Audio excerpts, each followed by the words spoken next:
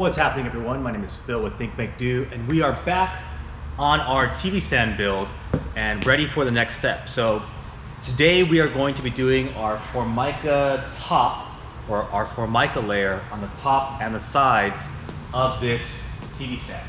I'm also going to, I'll figure out, but I'm going to also laminate the top of this surface, which is my shelf. I'm also going to be making the French cleat in the back. And that's how this whole thing's going to be mounted to the wall in my apartment when I get there. So let's get started.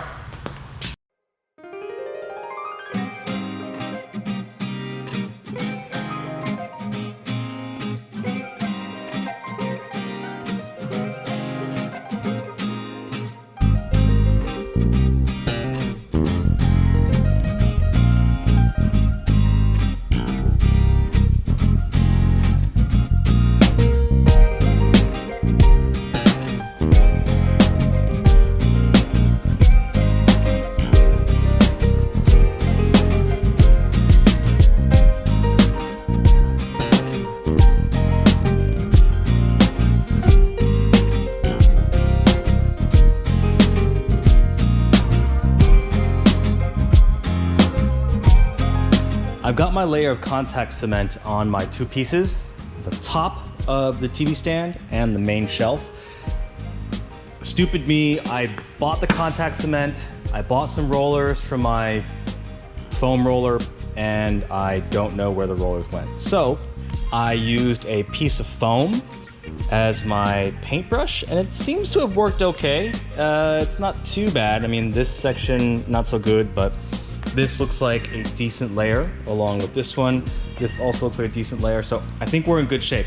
This particular cement needs about an hour to dry, and then we're gonna go ahead and apply it, and then I have to clamp it down onto a surface to make sure it gets a really tight bond and leave that overnight. So I am going to get some dinner. We'll see you in an hour. I think my contact cement is dry. It's got that slightly tacky feel to it. So it's been about 60 minutes. Let's get this one on. We'll figure out how to clamp it down to provide that pressure we need for the next 24 hours.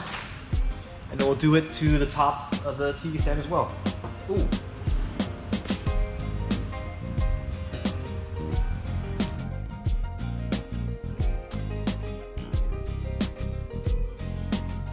Can you see this? Oh, I almost screwed up so bad. Look how close I came to messing that up.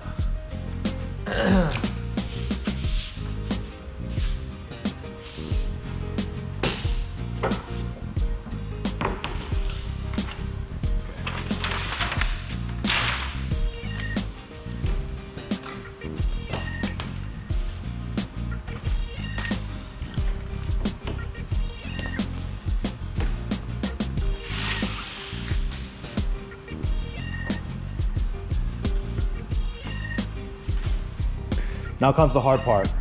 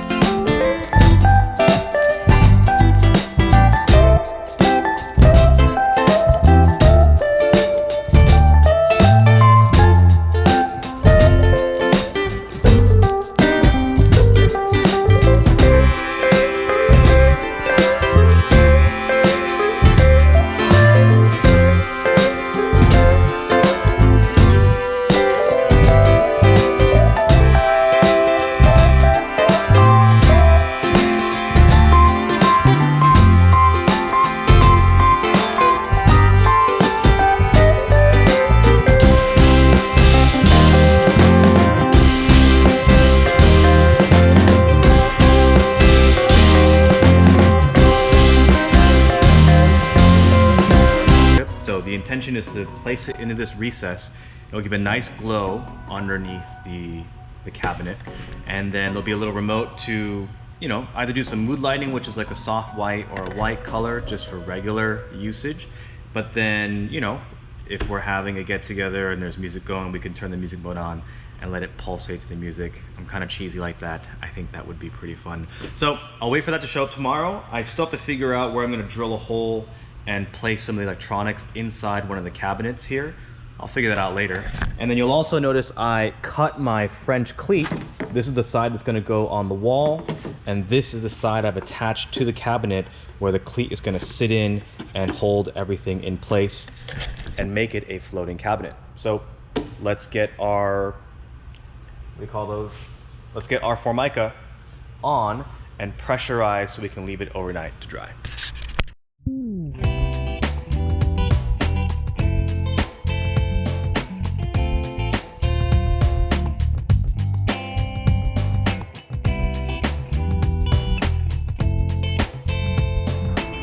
So I just finished with a router to clean up the edge of my Formica top, and then followed it with a sander to clean up the front face, because I wanted to see what this might look like when it's all said and done.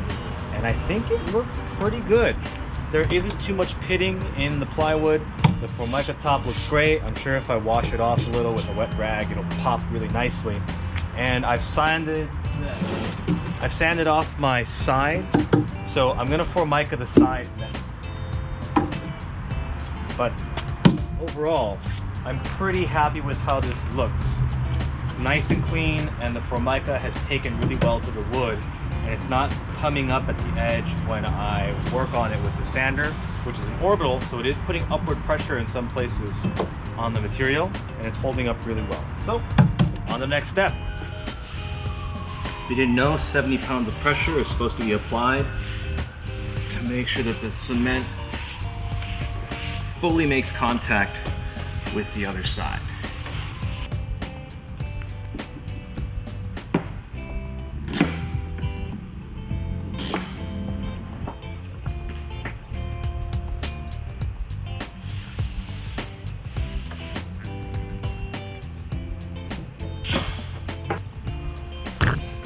All right, I think we just need to leave this overnight and let it chill.